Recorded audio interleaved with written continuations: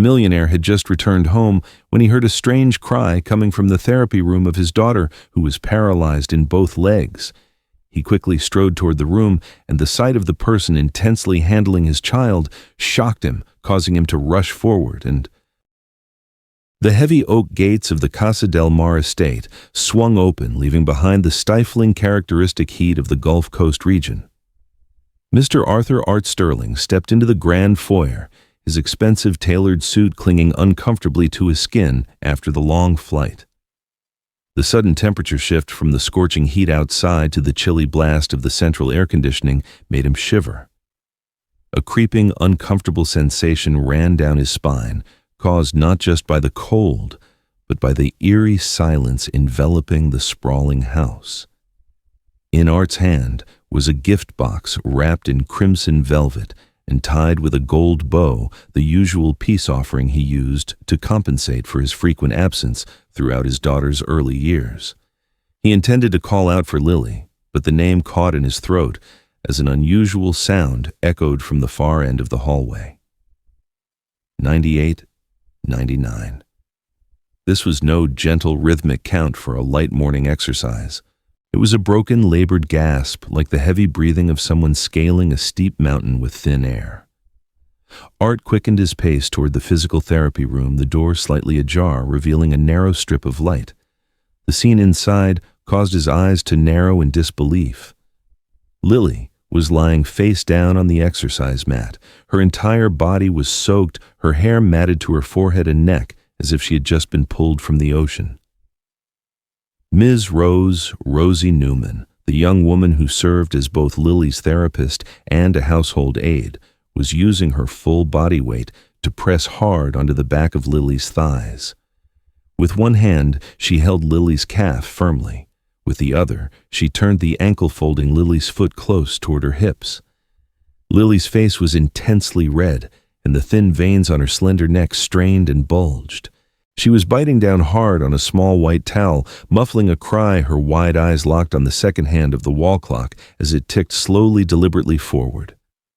"One more beat, don't you dare give up." Rosie's voice was sharp and unforgiving. She applied more pressure. A dry cracking sound came from Lily's knee joint. The girl groaned deep in her throat, her entire body jerking as if receiving a mild electric impulse, her fingers clutching the mat until they were bone white. The red velvet gift box slipped from Art's grip, hitting the marble floor with a muffled thud that was instantly swallowed by the intense atmosphere in the room. He lunged forward like a sudden squall, acting without conscious thought, his firm hand grasping the shoulder of Rosie's shirt and yanking her forcefully backward. "What in heaven's name are you doing to my daughter?" Caught completely by surprise, Rosie stumbled and fell sideways into a glass cabinet holding medical supplies. A bottle of disinfectant spirits tumbled down and shattered, the pungent smell wafting strongly into the air. The sudden release of pressure caused Lily to collapse onto the mat. The towel fell from her mouth and she choked, her chest heaving as she desperately searched for a normal breath. She looked up at her father, but Art found no gratitude or relief in her eyes. Art knelt down to comfort his child, his hand touching Lily's calf. It was hot and rigid, the muscle fibers still quivering intensely beneath the thin skin. He spun around to Rosie, fury blazing in his eyes. "Are you out of your mind? Couldn't you see she was about to pass out? I hired you to care for her, not to torment her." Rosie rose, smoothing down her wrinkled uniform. She showed no fear, nor did she offer an apology. She looked at Art, then down at the exhausted Lily, her eyes reflecting the regret of a dedicated craftswoman forced to abandon a crucial part of her work. "Her muscles haven't stretched enough yet. If we stop now, all that effort was for nothing." Silence. "Get out of my house this instant before I call the authorities." Art pointed toward the door, his finger trembling as he fought the urge to rush at her.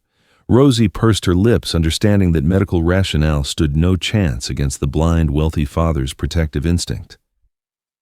She quietly gathered her belongings. Before leaving, she pulled a pair of clumsy plastic orthopedic braces from her bag and set them down hard on a side table. The harsh sound of plastic against wood was jarring. "You hold on to these, sir. You'll need them when you realize that comfort can be the most dangerous kind of poison. Rosie's silhouette disappeared behind the door, leaving the room submerged in a suffocating silence. Art held his daughter tightly, feeling her small body still trembling in his arms. He was about to lift her up to take her back to her room when a long shadow fell across the doorway, covering both father and daughter. The rhythmic, deliberate clicking of high heels on the marble floor sounded with slow precision. Art looked up.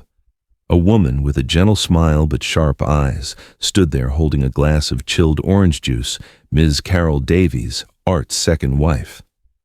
Carol entered the room with an elaborately staged look of alarm, a striking contrast to the palpable tension and strong scent of perspiration in the exercise space.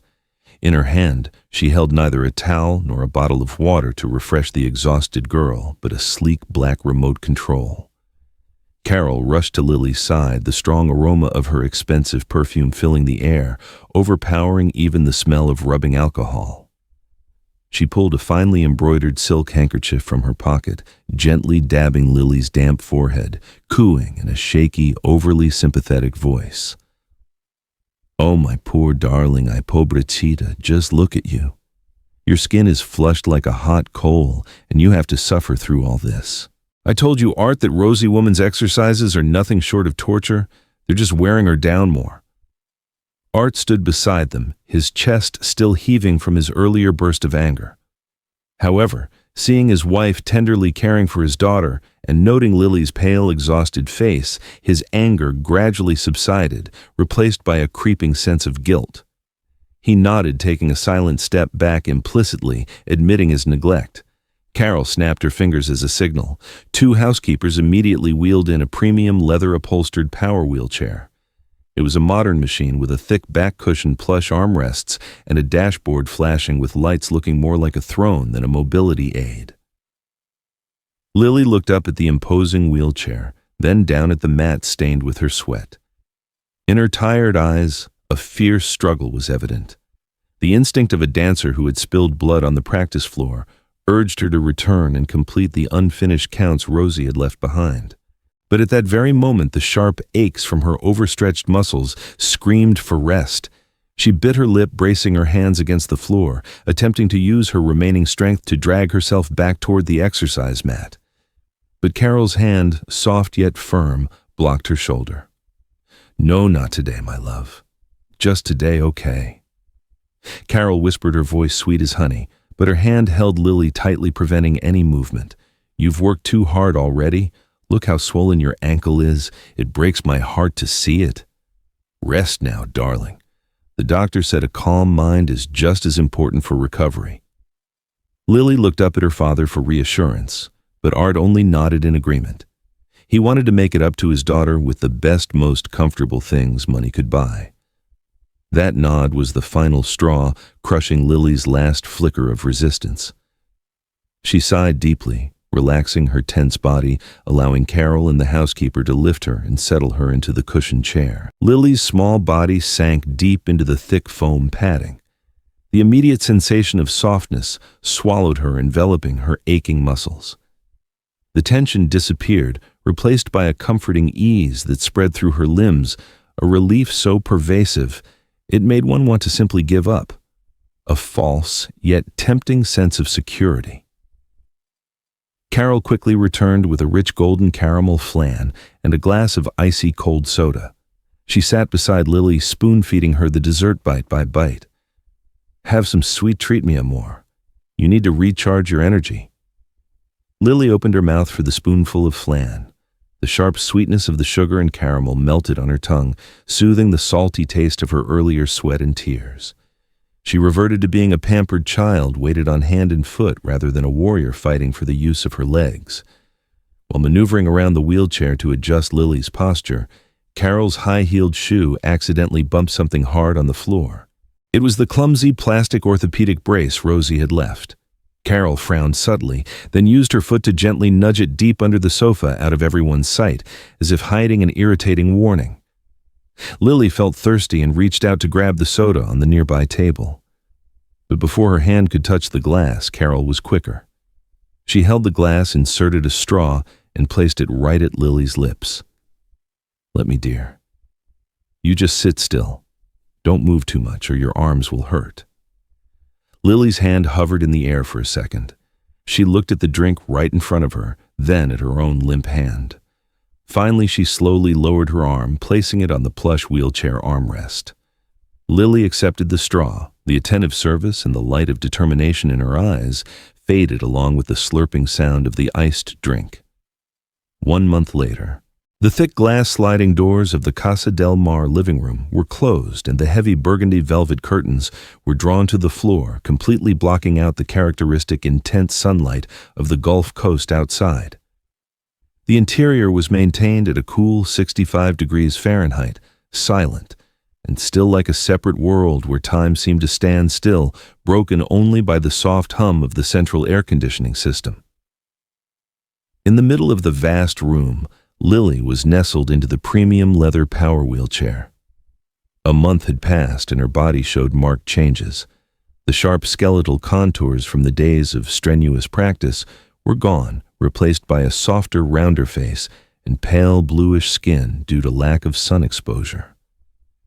Lily wore a thin silk dress, her legs meticulously covered in thick cream-colored woolen socks, even though the room temperature was kept cool, not cold. Her eyes were glued to the large flat-screen TV mounted on the wall. It was replaying footage of her own flamenco performance from 3 years ago at the City Theater. It was the brightest moment in Lily's short life. In the recording, 8-year-old Lily looked radiant and proud in a crimson-tiered gown, flowing like a blooming rose. Her dark hair was styled high, a vibrant red flower tucked above her temple. She moved across the stage with astonishing grace and power.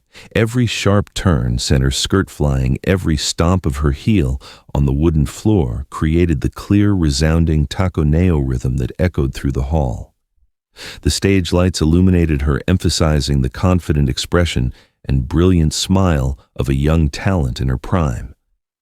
The audience below clapped thunderously to the driving rhythm of the guitar. Now, Lily sat motionless in the comfortable cushioned seat. The eyes that once burned with passion were dull and lifeless. She chewed mindlessly on gummy bear candies, systematically like a pre-programmed automaton. Art arrived home early from work.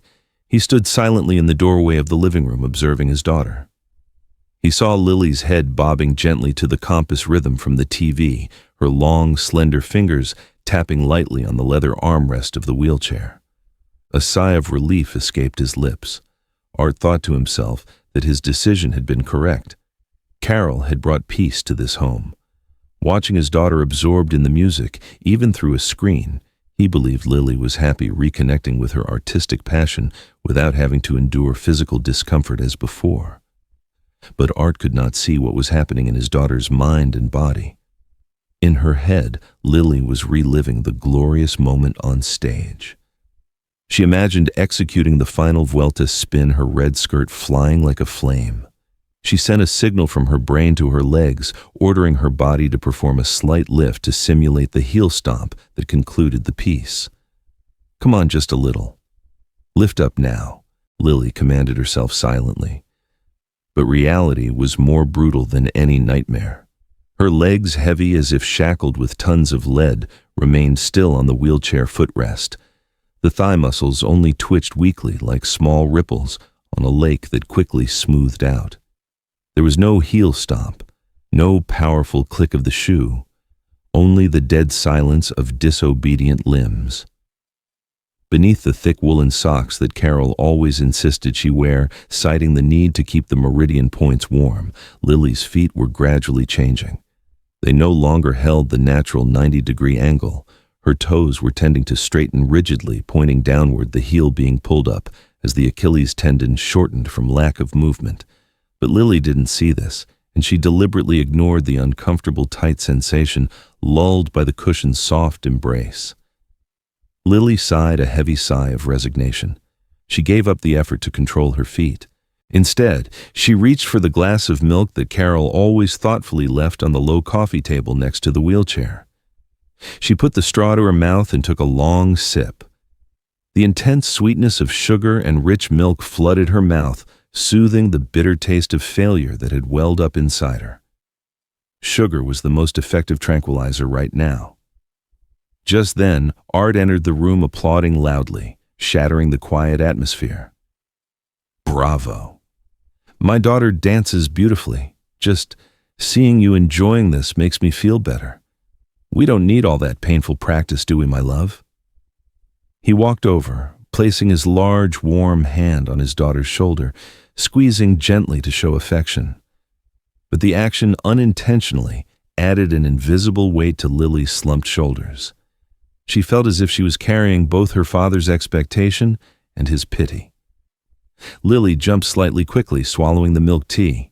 She intended to turn and offer a smile to please her father, as she had done for the past month to maintain the peace.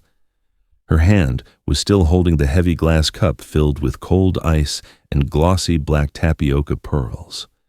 "Yes, Dad, I love watching it." Before she could finish the sentence, Lily's fingers suddenly began to tremble uncontrollably.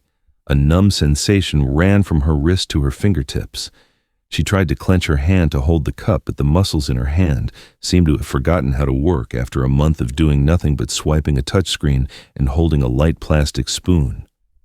Her grip failed. The glass cup slipped from Lily's weak fingers and crashed onto the glossy tiled floor. Crash. The deafening sound of shattering glass echoed, sharp fragments scattering everywhere. The pale brown milk tea and the black pearls splashed up, staining the silk dress and splattering onto Lily's white-socked feet. Art froze, the smile vanishing from his face. He looked down at the puddle on the floor, then up at his daughter's dazed expression. A vague unease began to creep into his mind. Art rushed to his daughter in a primal reaction, kneeling abruptly next to the wheelchair, disregarding the broken glass fragments that might puncture his knees through the fabric of his trousers. He quickly pulled a handkerchief from his breast pocket, desperately trying to blot the milk tea stains spreading on Lily's white socks. "Are you all right? Did any glass hit you?" Art asked rapidly, his hand touching the sock, which was soaked in ice-cold liquid. He looked up at his daughter, waiting for a wince, a cry of cold, or at least a reflex to pull her leg back in discomfort. But there was nothing. Lily watched her father cleaning up with empty, listless eyes. She sat still in the chair, her hands resting loosely on her lap, showing no inclination to help or check if she was hurt. She simply waited. Waited for others to handle the mess she created, a passive habit ingrained over the past month under Carol's meticulous care. A chill ran down Art's spine. The tea was still icy cold, soaking a large area like this. Any normal person would surely flinch and withdraw their leg. Why was Lily as unresponsive as stone? He remembered the doctor's words. Even with mobility impairment, your daughter still retains sensation. She may even be more sensitive to hot and cold than others. So why had that reflex vanished now? Art suppressed a sigh, trying to dispel the growing worry. He reassured himself that perhaps the socks were too thick for her to feel much. He stood up, called a housekeeper to clean up the mess, and turned back to Lily with a forced smile, attempting to lighten the gloomy atmosphere. "It's all right, sweetheart. Just a little accident. Let me help you change clothes. We have an important gathering tonight, and I want my daughter to look beautiful." Art walked to the closet, retrieving a brand new shoebox he had secretly prepared a few days prior. He opened the box, taking out a pair of soft, premium leather ballet flats with flat soles and elegant cream color. This was a gift he hoped would boost her spirits and help her feel more confident appearing in public. "Come on, give your foot to me. Let's take off these wet socks."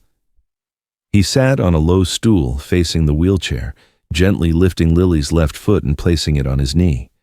He slowly pulled the thick woolen sock down. When the last bit of wool slipped past her toes, Lily's bare foot was fully exposed under the bright light of the chandelier. Art froze, the smile on his face faltering. Lily's skin was ghostly pale, thin as tissue paper, the blue veins clearly visible beneath the abnormally tight stretched skin. It lacked the soft, rosy look of a child's foot and resembled wax. But what horrified Art most was the structure of the foot itself. It was not resting at the natural 90-degree angle to the shin. Lily's toes were rigidly extended, pointing downward, forming a straight line from her calf to her toes. Her heel was pulled high, the Achilles tendon at the back taut and rigid. It looked like the foot of a ballet dancer standing on point, but in a stiff, unnatural position. Art fought down the panic, tightening his chest. He told himself that maybe the muscles were temporarily stiff from lying down so much. He picked up the new leather shoe, gently supporting her heel, intending to put it on. But to wear the shoe, the foot needed to flex to a 90-degree angle. He used the palm of his hand to gently push the sole of Lily's foot, trying to point her toes upward. It wouldn't budge. Lily's foot was locked rigidly, as if secured by an invisible lock made of bone and tendon. It had absolutely no give or flexibility. Art felt like he was trying to bend an iron bar, not the joint of a 10-year-old child. He looked closer at her ankle area. The Achilles tendons at the back were stretched taut like cello strings about to snap. The skin in that area was tight, turning white from the internal pressure. "Dad? What are you doing?" Lily asked, her voice weak, a hint of worry in it, as she saw her father's strained expression. "Your foot is a little stiff. Let me help you stretch it out." Art lied, sweat beginning to bead on his forehead. He took a deep breath, applying a bit more force to the sole of her foot. He had to get it back into position. He couldn't believe his daughter's foot had become this distorted. Immediately, Lily's face contorted in pain. Her two hands gripped the side of the wheelchair armrests until her knuckles were white. "Dad, it's too tight. It hurts. Please don't push anymore." I heard a severe muscle spasm ran up Lily's calf and thigh, causing her entire leg to tremble violently in Art's hands. It jerked aggressively, fighting against his push. This wasn't Lily deliberately resisting. It was a severe spinal cord reflex. When tendons and muscles have shortened due to prolonged lack of stretching, any sudden application of force to lengthen them triggers this painful self-defense mechanism. Art let go, utterly aghast. Lily's foot instantly sprang back to its original, unnaturally extended posture, like a compressed spring released. He slumped onto the floor, still clutching the soft leather shoe, which now felt useless. His eyes were wide and vacant, staring intently at his daughter's distorted foot. Then, his gaze drifted, stopping at a dark corner beneath the sofa. There, partially hidden in the shadow, was the clumsy plastic orthopedic brace Rosie had left behind. That ugly brace, the very item Carol had kicked under the sofa with disdain, was the only apparatus that could have prevented this dreadful development. It was designed to keep the ankle at a 90-degree angle, counteracting the shortening of the Achilles tendon during rest and sleep. Art remembered Rosie's words that day. The cold warning he had ignored. False comfort is the most dangerous kind of poison. "Remember that, sir." He looked up at Lily's soft, innocent yet lifeless face. She was still looking at him with fear, waiting for him to magically make the pain disappear. He realized that the rest and no pain Carol had promised, the sweet pampering he had co-signed, was actually a devastating process of functional neglect. A surge of anger flared up inside Art, hotter and more consuming than any fire. He shot up, clutching the leather shoe so tightly it warped and crumpled in his hand. He didn't say a word to Lily. He didn't dare look into her eyes for another second, consumed by overwhelming remorse. Art turned his back and swiftly walked out of the living room. His footsteps pounded urgently on the floor, heading directly toward the spa corridor, where soft music and relaxing essential oils wafted out where his perfect stepmother wife was enjoying her peaceful afternoon. He strode down the long, dim corridor of the Casa del Mar estate, where stern-faced portraits of his ancestors looked down upon him. His footsteps hammered hard on the polished black mahogany floor, creating a hurried rhythm that sharply contrasted with the usual cold stillness of the house. He stopped outside the ornate carved oak door of the home spa room. Through the foggy glass panel, he could vaguely make out Carol's familiar figure, lounging comfortably on a white leather massage chair. She had a green cucumber mask covering her eyes, casually holding a glass of shimmering red wine. Art reached for the doorknob, the anger in his chest urging him to burst in and confront his wife about what he had just witnessed. but his hand froze in midair when he heard a clear tinkling giggle emanating from inside. "Oh, really? You don't believe me?" Carol was on the phone and she had the speaker on. Her voice was crystal clear above the soft whirring of the steam machine. What stunned Art wasn't the content of the conversation, but the change in his wife's tone. Gone was the soft, aristocratic lilt she usually adopted when speaking to him or entertaining guests. That voice had vanished, completely replaced by the common lazy and calculating tone of someone who had once hustled in the streets of vocabulary he thought she had completely shed when she walked through the gates of this wealthy life. The girl. Oh, she's a nuisance, honestly. She keeps insisting on practicing all the time, acting like she's training for the Olympics or something. Art pressed his ear against the door, holding his breath, his heart pounding in his chest as if trying to burst out. The woman on the other end of the line guffawed in response. "So how did you handle it? Does old Art suspect anything?" Carol laughed heartily, the sound strangely grating. "Suspect what, men? They see their wife and kid laughing and happy and they're overjoyed. They don't know any better. I told the girl, just lie down and enjoy it, sweetie. Why bother working out and hurting yourself? You know kids, they all love the easy way. Give her comfort, good food, and movies, and she'll forget discipline right away." She paused to take a deep gulp of wine, the sound clearly audible. "I don't need to do anything wicked like those evil stepmothers in fairy tales. Why create drama? I just needed to spoil her rotten. Turn her into a porcelain doll sitting still, which makes my life easier and earns me a good reputation as a devoted stepmother. Art trusts me blindly, I tell you." Every single word Carol spoke was like a splash of ice water on Art's face, snapping him out of the delusion that had lasted a full month. He was appalled to realize his own foolishness. He had believed that love meant never letting his child suffer or break a sweat. He had used money and indulgence to build a comfortable cocoon, thinking it was the best protection for his daughter. But it turned out that the cocoon was the grave burying Lily's future. His own blind protection, combined with Carol's calculated laziness, had robbed the girl of her only chance at recovery. He had unknowingly become an accomplice in the scheme to turn his daughter into an invalid for the benefit of the woman enjoying herself inside. He wanted to charge in, flip over the massage chair, and scream at the fraudulent woman to vent his rage. But the sharp mind of a seasoned businessman quickly stopped him. What would an outburst of anger achieve now? A shouting match, a messy divorce. None of that would save Lily's legs, which were atrophying and contracting day by day. He needed undeniable proof, and more importantly, he needed to focus all his energy on fixing his mistake before it was too late. Art quietly pulled his phone from his trousers pocket. His hand trembled slightly, but his movements were decisive. He turned on the voice recorder, capturing the entirety of Carol's calculating and contemptuous conversation.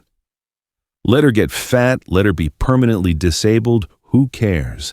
This fortune is going to be mine eventually anyway." The recording ended. Art turned off the phone, slipping it into his breast pocket right next to his bleeding heart. His eyes completely changed. The initial hot rage vanished, replaced by a cold, ruthless determination, the look of a father ready to do anything, even become the villain in the eyes of others to rescue his child. Art did not enter the spa room. He turned and walked away silently to avoid making a sound, but his pace quickened with every step. He left the long, confining corridor and headed straight for the spacious garage.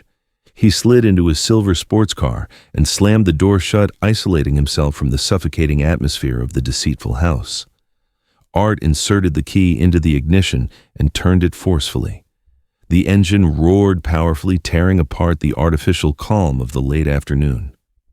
He pressed the accelerator, and the car shot out of the Casa del Mar gates, leaving Carol behind, still laughing in the spa room, savoring her wine and base calculations, completely unaware that the solid fortress protecting her luxurious life had just officially crumbled.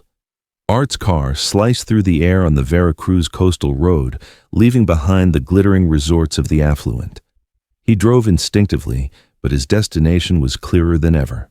The car stopped outside the entrance to Parque Zamora, a central city park where the bustling, colorful, everyday life sharply contrasted with the cold luxury of the mansion he had just left.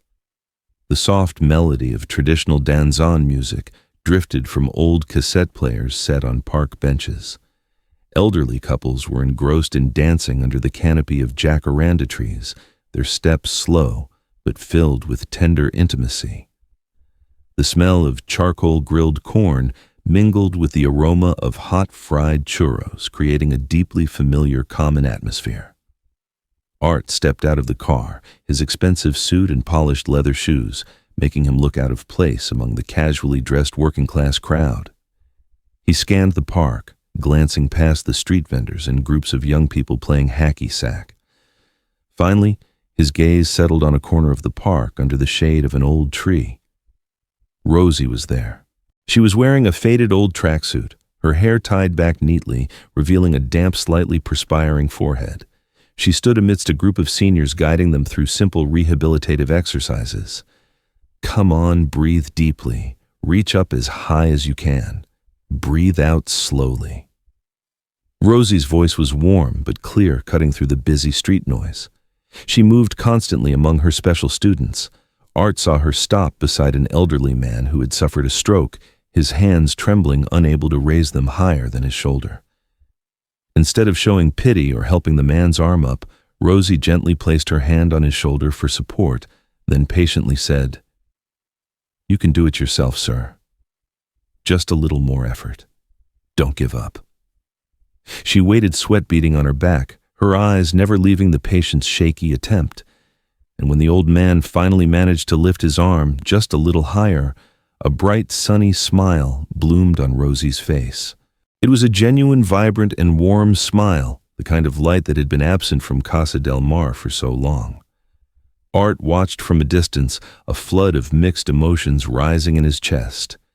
He realized that the cruelty he had once attributed to Rosie was in fact the highest form of compassion, respect for a person's ability to help themselves. When the session ended, the seniors departed one by one, offering profuse thanks. Rosie began gathering the worn exercise mats. Art took a deep breath, adjusted his jacket, and approached her. The crunch of his shoes on the gravel made Rosie look up. Recognizing the man standing before her, the smile on her face instantly vanished like a snuffed candle flame. It was replaced by a cold, guarded look tinged with contempt. She said nothing, turning her back to continue her work, treating Art as if he were invisible. Art quickened his step to stand in front of her, blocking her path. He no longer carried the arrogant, imperious air of an influential boss from their last meeting. His shoulders were slightly slumped, his eyes heavy with weariness and regret. Rosie stopped working, but still did not look at him. "Why are you here, sir, to claim back the useless plastic braces?" Number Art's voice was low, husky, as if something were caught in his throat. She won't practice anymore. She just wants to lie down, watch TV, drink milk tea, and sleep all day. Her foot has stiffened up. I can't put a shoe on her anymore." Rosie spun around, looking directly into Art's eyes. Her gaze was sharp as a scalpel, probing deep into his weak and dark inner self. "What were you expecting, Art, who put out her fire?" "You did. You gave her candy when she needed bitter medicine to save her life. You discarded discipline in exchange for false peace. Now you come here for me. Do you want me to go back and rekindle the soaked ashes that you yourself doused with water?" Every word Rosie spoke was like a nail hammered into Art's pride. But he didn't protest, didn't get angry. He bowed his head, accepting the bitter sarcasm as deserved punishment. "I was wrong. I admit I made a terrible mistake," Art said softly, his voice trembling. "I don't know how to be a father. I thought pampering her was loving her.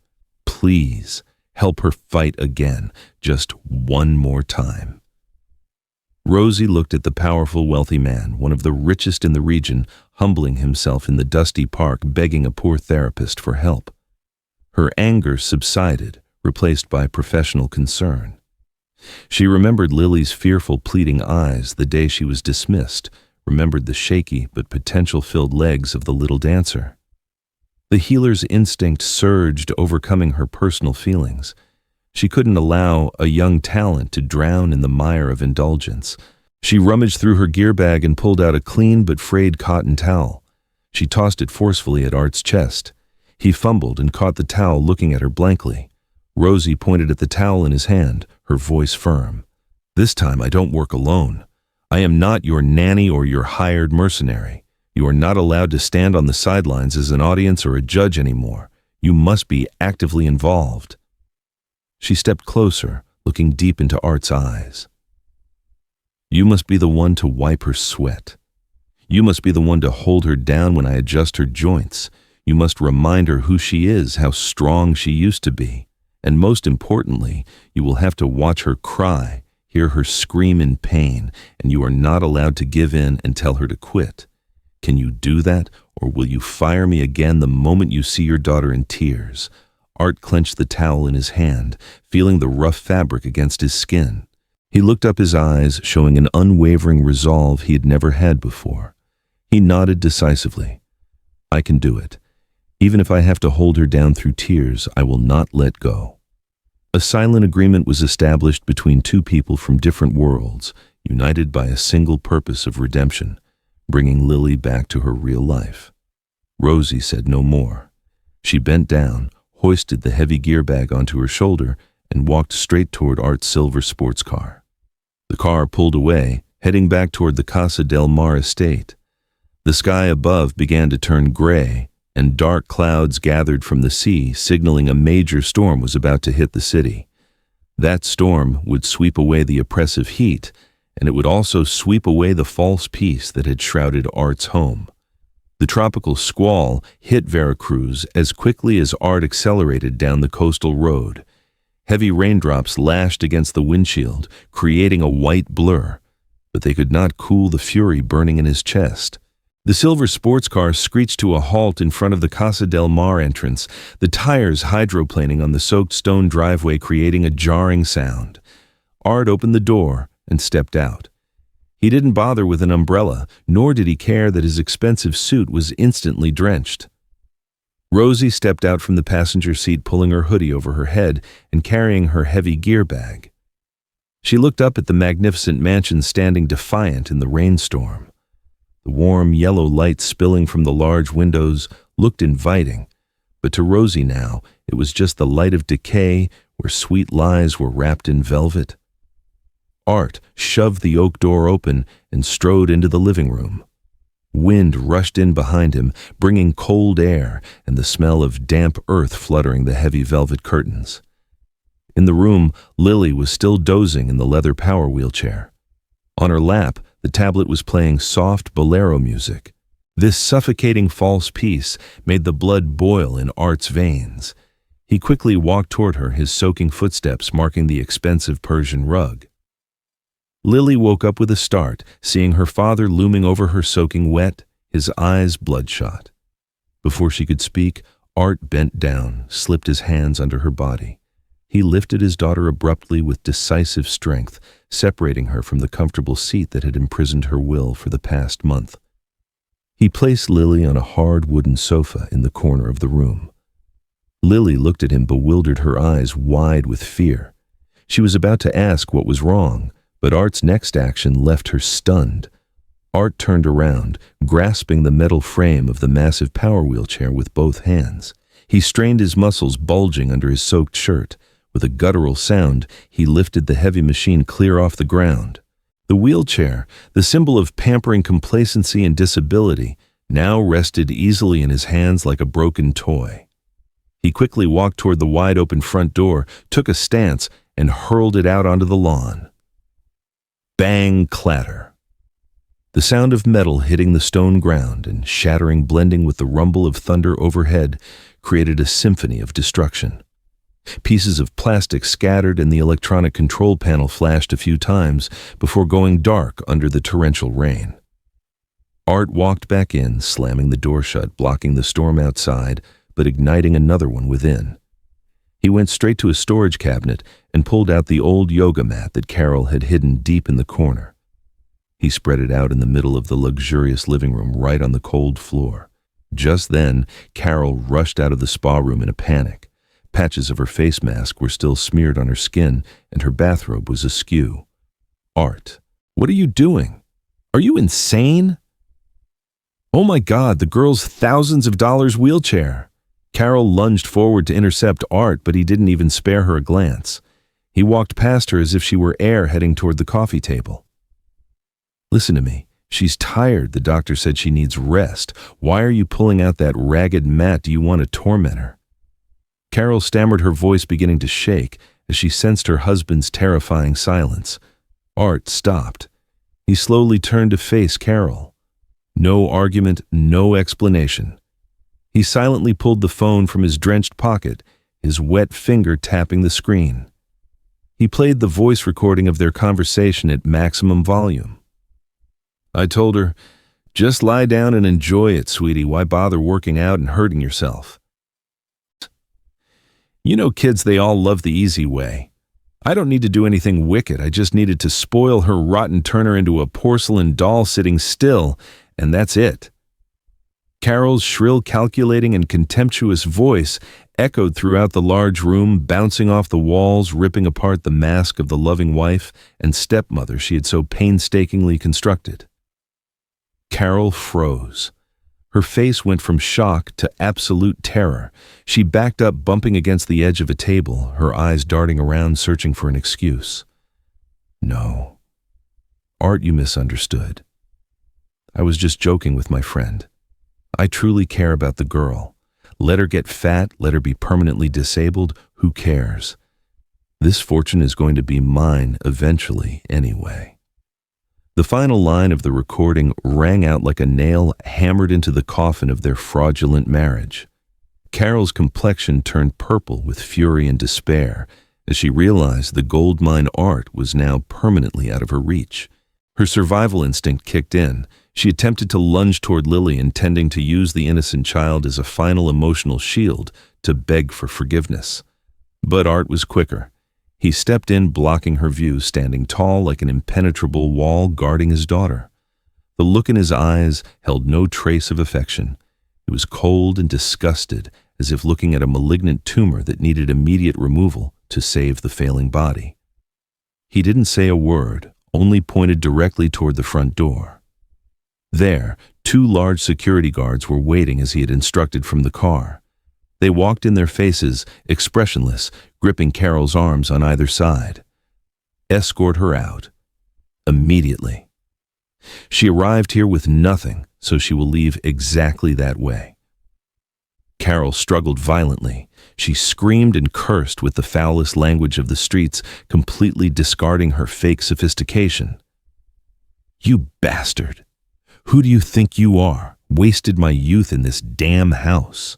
Let me go. I'll sue you. I'll take half your fortune." Her screams faded as she was dragged roughly out the door, blending with the sound of the wind and rain outside. The heel of her high-heeled shoe snapped as she tried to cling to the floor, marking the permanent end of the era of laziness and deceit at Casa del Mar. The door closed. The atmosphere in the room suddenly settled. Only the heavy sound of rain hitting the glass remained. Lily was huddled on the hard sofa. Her eyes were wide with panic, looking at her father, then at Rosie, standing silently in the corner. The feeling of losing the familiar, comfortable support, losing the stepmother who always indulged her, made her tremble like a nestling thrown out in a storm. But this time, Art did not rush to embrace or soothe her as he always had. He walked to the front door and locked it firmly. The dry click of the metal bolt sounded like a declaration, completely isolating the 3 of them in a space where only the raw truth remained. He turned back slowly, rolling up the sleeves of his soaked shirt, revealing the cords of muscles bulging with resolve. He walked to the exercise mat and knelt down on one knee. Thwack Art slammed his hand hard onto the mat, creating a crisp, decisive sound. His eyes looked straight at Lily, blazing with an unprecedented fire and determination. "Get down here, Lily. Our fight starts now." Lily looked into her father's fiery eyes, then down at his calloused hand resting on the mat. She understood the meaning of that slap. It wasn't a gentle invitation, but a command of fierce love. She trembled as she braced her hands against the sofa cushion, slowly dragging herself down onto the cold floor. Without the aid of machinery or adult support, every small movement now became a monumental struggle for a body that had stagnated for the past month. Lily had to summon all her strength, gripping the edge of the mat with her fingertips straining to drag her heavy, insensitive legs, which felt like two chunks of dead wood. She looked up at her father with a habitual plea, expecting a hand to reach out and lift her, but Art remained kneeling still as a stone statue. He saw her struggle, saw her fingers turning white from the effort, and his heart clenched painfully with every beat, but he clenched his jaw, determined not to offer a hand. He knew that if he helped her now, he would again rob her of the chance to stand on her own. Finally, Lily settled onto the mat, panting heavily, sweat beginning to bead on her forehead despite little strenuous movement. Rosie approached. She put her gear bag down but didn't pull out a gentle vibrating massager or relaxing essential oils like previous therapists. She took out a smooth, hard wooden roller used for deep muscle work and rubbed her bare hands together to warm them up. She sat down facing Lily's legs without a single superfluous word. She began performing the myofascial release technique, a brutal but necessary form of therapy to break up the fibrotic scar tissue tightly binding her Achilles tendon, the cause of Lily's foot deformity. "This is going to hurt. Don't hold it inside. Scream if you need to," Rosie said simply. Then placed her thumb on the hardest point of tension in Lily's calf. She began to press down. The moment the pressure hit the deep muscle fibers, Lily screamed hysterically. The heartbreaking shriek echoed through the large room, cutting through the rain outside. Tears immediately flooded her eyes like a broken dam. The bone-deep pain shooting from her calf to her brain made her body curl up like a boiled shrimp, her leg instinctively retracting in self-defense. But Rosie did not ease the pressure. Instead, she continued to bore her thumb into the painful spot, rotating it to crush the fibrotic tissue clinging together. Her face was cold, intensely focused on the sensation beneath her fingertips. She felt the resistance of the rock-hard muscle fibers screaming against the intrusion. "Don't tense up. You need to relax for the pain to stop." Rosie barked, sweat starting to pour down her forehead from the exertion. "No. Stop, it hurts too much. Dad, help me." Lily couldn't bear it anymore. She pushed hard against Rosie's chest, scratching wildly to escape the hold. She cried out, her eyes pleading, brimming with tears toward Art, begging for the familiar intervention of her doting father. Art sat right next to her, witnessing the entire scene. His two hands were clenched so tightly that his knuckles were white, his fingernails digging deep into his raw skin. Sweat poured from his forehead, his breathing shallow and rapid, as if his own flesh were being torn. Each one of his daughter's screams was like a knife slicing into his heart. By reflex, he started to lunge forward, intending to push Rosie away and pull his daughter into his arms to end this nightmare. His body was halfway up his hand, reaching out. But just then, Rosie looked up. Her eyes were sharp as a dagger, pinning Art in place. There was no deference in her gaze, only a stern warning. "If you intervene now, you will cripple her legs forever." Art froze. He swallowed hard, a bitter taste in his mouth, slowly pulling his hands back, pressing them tightly against his sides. He squeezed his eyes shut, turning his face away to avoid looking into his daughter's tearful eyes, but he could clearly hear her heart-wrenching sobs. Unexpectedly, Rosie let go of Lily's leg. The pain stopped abruptly, leaving a terrifying void. Lily collapsed onto the floor, sobbing uncontrollably, her chest heaving violently. She thought her pleading had worked, that Rosie had surrendered. But Rosie stood up. She began collecting the wooden roller and towel into her bag with an indifferent, almost cruel expression. "All right then. If you want to stop, we'll stop. Stop forever." Rosie picked up her bag and looked down at the bewildered Lily. "You can lie there and cry. Cry until your tears soften that rigid wooden leg. Then you'll go back to being a porcelain doll confined to bed, waiting for someone to feed you and change you for the rest of your life. You'll watch other kids dancing and running outside through that tiny TV screen. That is your choice." She turned her back and walked toward the door. A suffocating silence descended on the room, heavier and more oppressive than the physical pain had been. Only Lily's muffled sobs remained. She lay there looking down at her atrophied, distorted legs. Then she looked out the floor-to-ceiling window where the expensive power wheelchair lay broken and useless in the rain. Vivid images of her glorious past flooded her mind. The driving rhythm of flamenco music, the blinding stage, lights, the roar of applause, and the absolute sense of freedom as her feet glided across the wooden floor. All of this sharply contrasted with her current state of disability dependence and weakness. Lily shivered. She was afraid of pain, but the fear of being a lifelong invalid, the fear of being left behind, was exponentially greater. A profound shift occurred in the 12-year-old girl's eyes. The weakness and spoiled nature of a pampered young lady melted away, replaced by the fierce tenacity of a cornered warrior. Lily wiped the tears from her cheeks, grinding her teeth.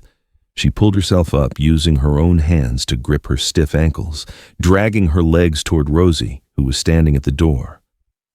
I'm not done yet." Lily's voice was hoarse from crying, but every word was clear. Rosie stopped and turned around. Lily took a deep breath, nodding forcefully, her eyes blazing as she looked straight at Rosie. "Keep going. Keep doing it until it gives way." Art looked at his daughter, his heart swelling with emotion and pride. He couldn't remain a spectator any longer. He rushed to the mat, not to intervene, but to kneel behind Lily. He wrapped his arms around his daughter's shoulders, holding her small chest tightly, turning his large body into the most solid support for the next round of treatment. "I'm here. I will endure this pain with you." Art's embrace tightened around Lily's small chest, forming a solid block like a fortress wall. The warmth from the father's body transferred to his daughter's clammy, sweaty back, chasing away the remaining fear. The atmosphere in the grand living room of Casa del Mar was utterly transformed. It was no longer a place for tea and guests, but a real battlefield where a fierce struggle took place between will and disability, between life and surrender. Rosie returned to her position. She did not rush in as she had initially. She rolled her sleeves higher, exposing her sinewy, strong forearms. Her gaze upon Lily was no longer cold and distant, but held respect for a worthy opponent. She bent down, but this time she didn't use her hand. Rosie bent her elbow, using the hardest part, the bony elbow point, to press directly onto the most contracted tendon attachment point on Lily's calf. The force from the elbow was double that of the thumb, concentrated on a small area to penetrate the fibrotic muscle layer. "Breathe deep, Lily. Ready now." Rosie applied her body weight. Lily's head snapped backward, hitting the hollow of Art's shoulder. Her mouth stretched wide, her jaw muscles tense, the tendons visibly straining on her cheeks. But this time, there was no sharp, heart-piercing scream. Instead, a muffled, deep growl emanated from deep in her throat like a wounded small animal, summoning all its strength to fight back. She was no longer thrashing aimlessly. Lily's two hands gripped her father's wrists, which were wrapped around her chest, her fingernails digging deep into his skin as she sought a fixed point to share the agony. Art felt every spasm running through his daughter's body. His heart pounded rapidly, syncing with Lily's chaotic heartbeat. Sweat from his forehead dripped down, mixing with the sweat on her neck, forming a cohesive bond between father and daughter in this life and death moment. He leaned his mouth close to her ear, whispering urgent words that drowned out the rain outside. "Remember, sweetheart. Remember the performance at the City Theater 3 years ago? Do you remember the sound of your shoes hitting the wooden floor? Clack, clack, clack. You were the brightest star that night. You are a warrior on that stage, not a doll in a glass cabinet." Art's words were like an electric current running straight into Lily's memory. In the midst of the agonizing pain, the image of the past became crystal clear. She saw herself standing under the dazzling stage lights, saw the audience holding their breath, watching her every move. The present pain was no longer meaningless torture. It transformed into the necessary price of glory, just like the blisters on her toes when she used to practice ballet. 1, 2. Hold your breath. 3. Rosie's counting was sharp and steady, like the beat of a metronome. She wasn't just using force, she was controlling the tempo of the battle. With every number, she gently rotated her elbow, grinding down the scar tissue clinging tightly to Lily's tendon. 4, 5.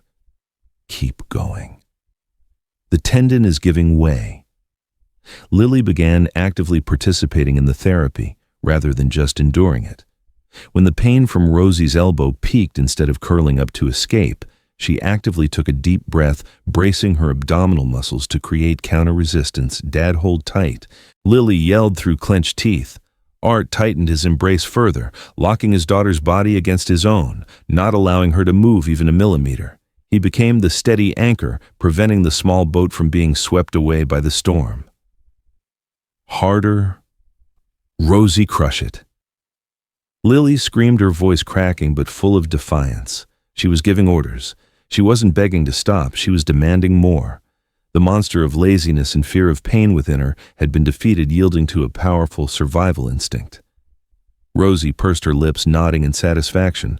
She applied more force, pressing deeper into the resisting muscle fibers, grinding. Ghastly sounds softly echoed in the quiet room, audible only to the three of them. It was the sound of hard, fibrotic tissue, long-standing adhesions between muscle layers and bone fascia, being torn apart by the external and internal forces. It sounded like old fabric being ripped, terrifying, but the most wonderful sound at that moment. It was the sound of release, of revitalization. Under Rosie's seemingly cruel but highly skilled hands, Lily's muscle tissue, which had been pale, cold, and rigid, began to transform. Fresh blood carrying oxygen and nutrients rushed into the areas that had been blocked for so long. Lily's skin gradually shifted from a waxy color to a flushed red hot and throbbing with life. The sensation of numbness vanished, replaced by a painful but clear, authentic feeling in every millimeter.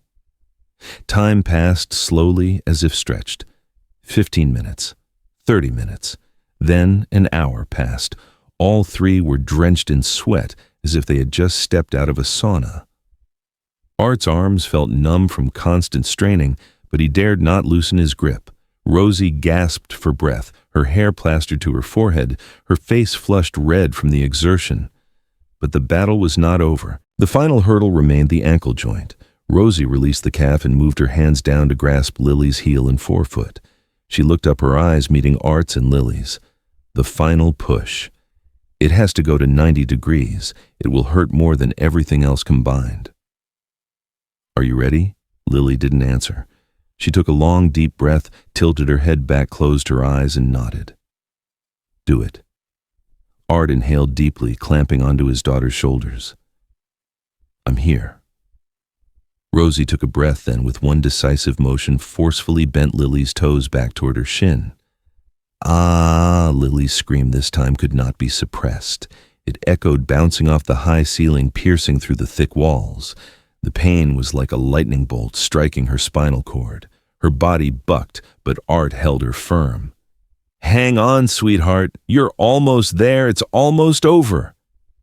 Art cried out, his own tears streaming down onto his daughter's contorted face. Crack. A small sound, softer than a broken bone, but clearer than a joint adjustment, echoed. It was the sound of the ligaments and joint capsule in the ankle, finally yielding, breaking free from the state of contraction. Lily's foot, which had been rigidly extended like a ballet shoe, slowly, inch by inch, flexed back. 70 degrees, 80 degrees, and finally, 90 degrees, perfectly perpendicular. Rosie held the position for 10 seconds to reset the muscle memory, then slowly released her hands. Lily's foot did not snap back to its former position. It lay still, soft and in the natural anatomical position of a human being. It's done. Rosie whispered, her voice hoarse, barely audible.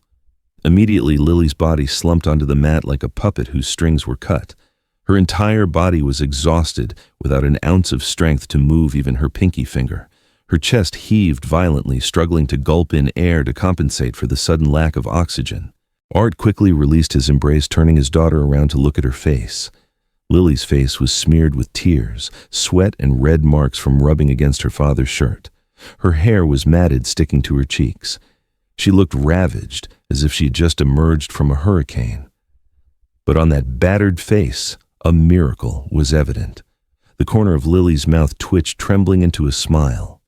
It wasn't a social smile, nor the dull, lifeless expression caused by sugar and tranquilizers that Art had seen for the past month. It was the smile of natural dopamine and endorphins flooding the brain after pushing past the boundaries of self-limitation. A smile of victory, of supreme satisfaction that only true warriors understand after defeating an opponent. "Dad." "My leg." "It's hot," Lily whispered, her voice weak but full of joy. Art could no longer hold back. He embraced his daughter tightly, burying his face in her damp, sour-smelling hair, sobbing like a child. All the remorse, worry, and fear that had been suppressed for so long burst forth with every sob. He had found his daughter again, not through money, but through sweat and courage. "I'm so sorry. I'm so proud of you, my warrior." Rosie sat down on the wooden floor, leaning against the sofa leg. She stretched out her legs, breathing heavily. Her arms trembled from exhaustion, her fingers cramped from gripping for too long. She watched the father and daughter embracing and crying in the messy living room, her eyes weary but sparkling with quiet pride. She didn't need thanks. Her finished work, that perfectly perpendicular foot, was the greatest reward. She'd corrected nature's mistake in human ignorance. She raised her hand to wipe the sweat from her brow, smiling faintly to herself, the relieved smile of a craftswoman who had just completed the most difficult masterpiece of her career. The tension in the room gradually subsided, leaving only the sounds of their breathing. The emotional storm had passed, leaving behind a true peace, a peace built on the foundation of raw truth. Suddenly, Lily stirred in her father's arms. She struggled to lift her heavy arm, her trembling finger pointing toward the floor-to-ceiling window on the other side of the room. "Look, Dad." Art and Rosie both turned their heads to follow the girl's direction. Outside the window pane, the fierce rainstorm had stopped long ago. The black clouds were dissipating, yielding to a brilliant red sunset on the horizon. Weak but warm rays of afternoon sun began to pierce through the leaves, shining down onto the golden sand beyond the shoreline, making the puddles sparkle. That was the place Lily once dreamed of running but had given up on for fear of dirtying her wheelchair. "I want to go out there." Lily set her eyes fixed on the beach. 6 months later. The sun began to dip behind the distant mountains of the port city, painting the sky and the sea a vibrant sangria red hue. The wind from the Gulf of Mexico blew strong and clear, carrying the sharp scent of salt and the humid fragrance of the tropics, driving away the lingering heat of the day. On the deserted beach, where white-capped waves rhythmically met the soft, fine sand, a small figure was moving slowly toward the water's edge. It was Lily. But she wasn't running barefoot and carefree like other children, nor was she sitting cross-legged on the expensive power wheelchair like 6 months ago. Lily was standing. Her once atrophied and deformed legs were now encased in a gleaming knee-ankle-foot orthosis CAFO brace. Metal bars ran from her thigh down to her feet, her knees locked with mechanical hinges, and her feet fixed at a 90-degree angle inside hard leather orthopedic shoes. She looked like a warrior donning a suit of iron armor preparing for battle. Lily's movement was far from easy. Her 2 hands gripped aluminum forearm crutches. Every step was a genuine battle against gravity. She had to use all her strength in her shoulders and arms, pushing the crutches hard into the shifting sand, bracing her core to lift her hips, and then using momentum to swing both legs forward. Clank, scrape. The sound of metal joints colliding mixed with the sound of her shoes dragging on the sand created a dry, grating rhythm. Sweat streamed down Lily's cheeks, running down her neck, wetting the strands of hair stuck to her forehead. Her breath came in short, rapid gasps, her chest heaving after every step. There was no fairy tale magic here, no godmother waving a wand to make her walk normally. Only the brutal effort, the soreness of muscles, and the iron will forge through hundreds of hours of tear-filled physical therapy. Art stood about 15 feet away, his two hands thrust deep into his trouser pockets. The sea breeze ruffled his hair, which now showed a few silver threads. His eyes were glued to the small back of his daughter, bent slightly from the exertion. In his pockets, Art's hands were clenched into fists, his fingernails digging into his skin. The father's instinct urged him to rush over to help her when she stumbled over a small mound of sand to pick her up so she wouldn't have to suffer. But he held himself back. He stood rooted to the spot. He understood that helping her now would not be love but an insult to a warrior's effort. Lily did not need pity. She needed respect. Every drop of sweat falling onto the sand was proof that she was reclaiming control over her life. Sitting on a dark rock nearby was Rosie. She wore a loose t-shirt holding a half-empty bottle of mineral water.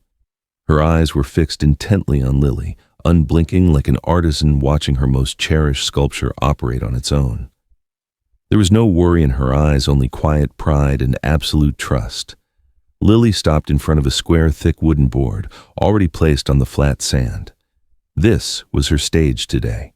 Not the dazzling city theater, not the polished wooden floor, but a crude board between the vastness of the earth and the sky. She took a long, deep breath, the salty taste of the ocean filling her lungs, awakening every sense.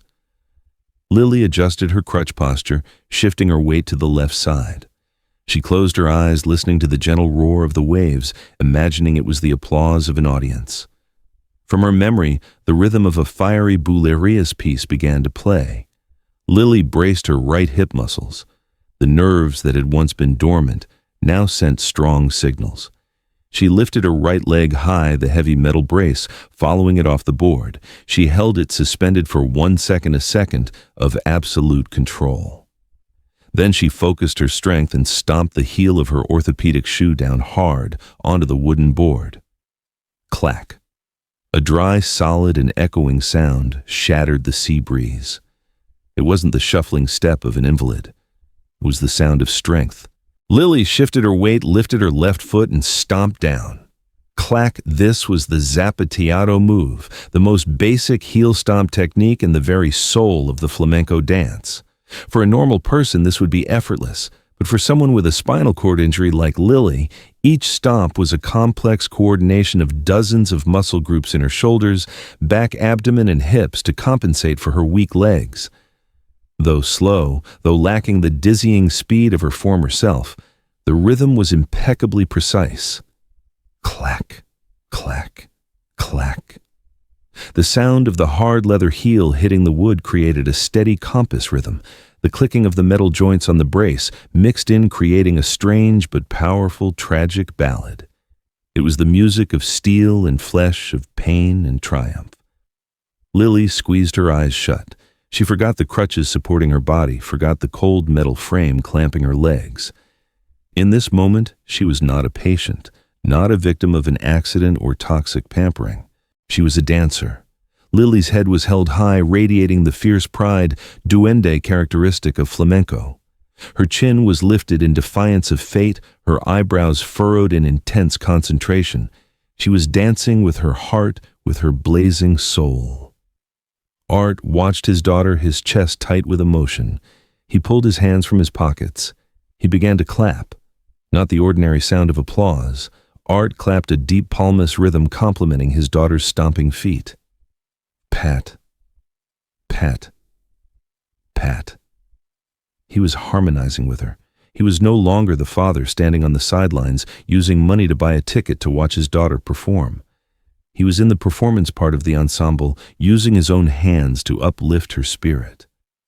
Art's eyes shone with genuine happiness, the kind of joy built on sweat tears and belated remorse, not on expensive power wheelchairs or sweet lies.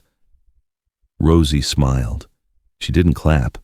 She just nodded slightly to the rhythm of Lily's feet. She knew the girl had graduated from the most brutal course of her life. Lily executed the final sequence. She summoned all her remaining strength for the concluding stomp. She lifted her right leg high, bringing it down hard onto the wooden board with a resounding boom louder than all the others. Bam! Immediately she released one crutch, flinging her right arm wide to the sky, her hand splayed like a flower petal, her head tilted back, eyes looking straight at the setting sun. Her left hand still held the crutch for balance, but the posture was so defiant and beautiful that the crutch's existence was forgotten. It was the déplante pose, the proud concluding stance of flamenco. Lily stood firm. Her legs trembled in the metal braces, sweat streamed into her stinging eyes, but she did not collapse. She stood there towering between the sky and the sea like a thorny cactus, rising fiercely in a barren desert. The sea breeze whipped her long dark hair, her practice skirt billowing. Lily slowly lowered her arm, turning her head to look toward Art and Rosie. Her face was smeared flushed red from exertion, but the smile on her lips was brighter than the sunset behind her. It was not the innocent smile of a sleeping princess waiting for a prince's gentle kiss to wake her. It was the smile of a warrior who had taken up arms herself, fought the monster of complacency and disability, and reclaimed the right to stand tall under the sun. "Dad!" Lily shouted, her clear voice echoing amidst the waves. "I did it." Art ran to her, unable to restrain himself this time. He rushed to embrace his daughter, lifting her up and spinning her around. Their laughter blended together, crisp and exhilarating. Rosie stood up, brushing the sand off her trousers. She watched the scene, feeling her mission was complete. She had returned to Art a daughter in the truest sense, and returned to Lily a life she deserved. A life with pain, a life with stumbles, but when walked on her own 2 feet. The sun had completely disappeared below the horizon, leaving only faint streaks of orange and purple light. On the dark, wet sand, Lily's shadow stretched long, reaching toward the mainland. That shadow was vast and towering, obscuring the shape of the crutches in the metal brace. Only the silhouette of a human being stood tall, proud, and free. The relentless roar of the ocean waves against the shore sounded like the endless applause of nature for the extraordinary courage of the little girl. And that concludes tonight's bedtime story. We hope this tale of Lily, Art, and Rosie, a story about the true meaning of strength and commitment, has resonated deeply with you. What was the most impactful moment for you? Did you cheer for Lily when she finally found her fighting spirit? We always love hearing your thoughts on these heartwarming stories. Thank you for staying with us until the very end. The journey of the Sterling family teaches us a powerful human lesson. Comfort is often the greatest enemy of progress. Sometimes the kindest act of love is to let someone face their pain and overcome their struggle on their own terms. It is in the heat of the challenge, fueled by relentless courage, that true transformation happens. If this deeply touching story gave you a moment of inspiration, please share it with others. Good night, and we wish you peace and strength in your own journeys.